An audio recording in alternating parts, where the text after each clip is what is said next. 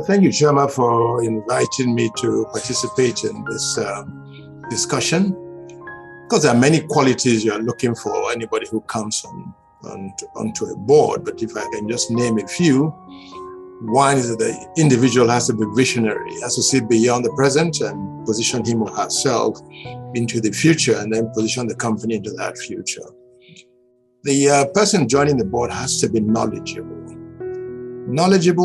but also be willing to learn. What I mean by that is that, there's some knowledgeable people who trot around like peacocks because they think they know everything. But you've got to be able to say, look, I don't know everything.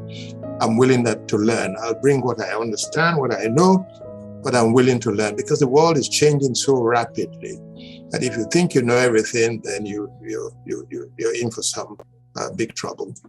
The person has to be diligent. The work of being a director requires a lot of effort, preparation, reading papers, and be committed to giving his or her best to the company. And I mentioned this, that's what I do. I give the best, because I always tell people that's the best I can give to you. I can't give you more than the best. A director has to be willing to listen to divergent views, because that's I always find that when I work in a strong board, you'll have strong people who have divergent views. And we all have to learn to listen, to digest, challenge, and when you listen to a stronger view, well, you've got to accept it. So you've got to be able to do that. You have to be very ethical in what you do. There have to be very strong boundaries, which is, well, we're not going to go through that direction, and we're not going to do certain things, particularly in our climate where things, sorry to say, anything goes. That's not acceptable.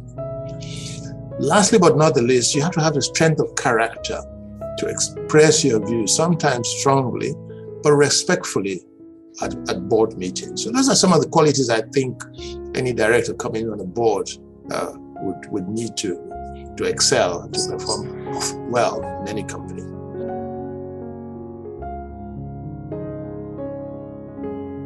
Well, God in His infinite wisdom hasn't differentiated between what is between our ears, which is our brains, whether you're wearing a pair of trousers, you're wearing a skirt. As far as I'm concerned, those qualities are what we'll demand from you if you're going to sit on the board.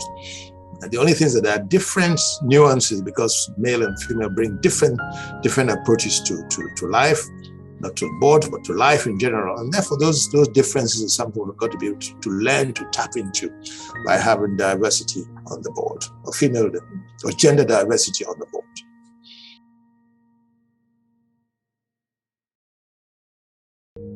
Well, the thing is that it's not only in this country, it's all over the world. I mean, you're going to go back to, I'm not a historian, but don't forget that, the history of male and female. Men used to be hunters. They used to go out hunting, and the women were at home preparing food and all of that for families.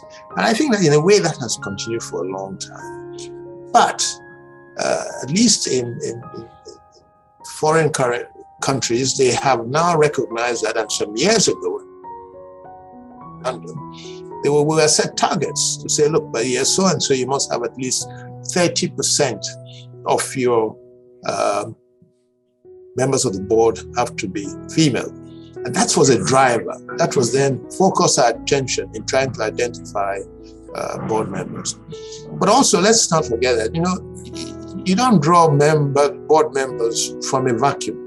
There has to be a supply chain that supplies that. And that starts from how many females join the company, how many females then get into high positions, how many females become executive directors. It's true that by increasing that pool, that you eventually increase the number of female directors in any company.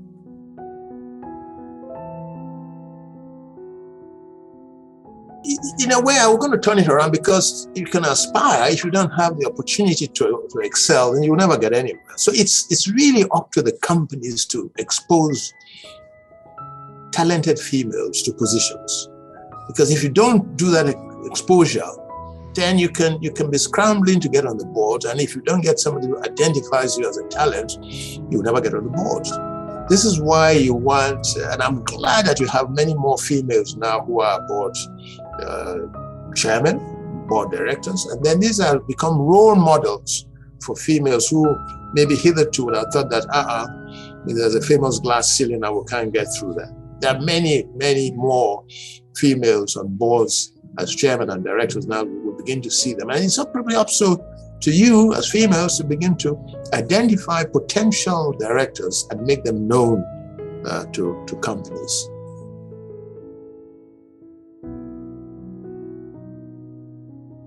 They are. I mean, I give you my example, Investment One, where I'm chairman. At the moment, we've got 4 directors out of 9 as on the board. And we went out. When we were searching, we told ourselves we want X number of females on this board. So the board itself has to decide what he wants to do, how many females you want. And by saying that, we just didn't go for any female, by the way. It just has to be the right person who will bring in the right talents onto the board. And we were successful. So if you look carefully and start early, you can identify potential directors who, I must say, bring in such valuable talent and exposure and experience to the growth of the company.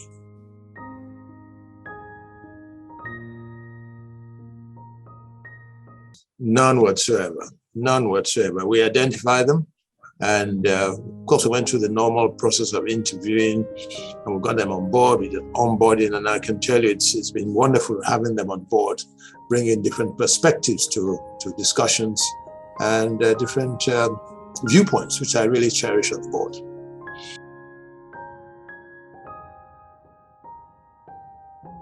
Well, I would say that the getting on the board starts early in your career.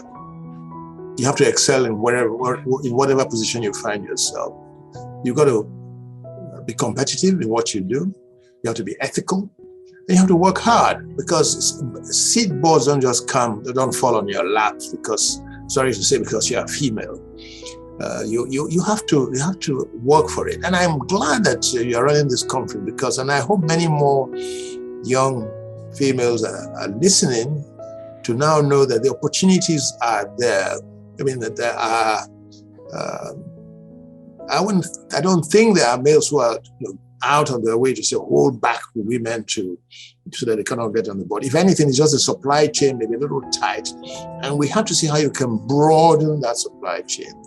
Secondly, I would have thought that we should now begin to set targets for ourselves at companies to say we want to achieve such and such a percentage in such and such year, so that it becomes a target, a measure of which you can show up yourself as whether you are on the right track or not. Because if you don't do that, then any result is good enough. There's nothing as demanding as setting a target for yourself and working towards that target.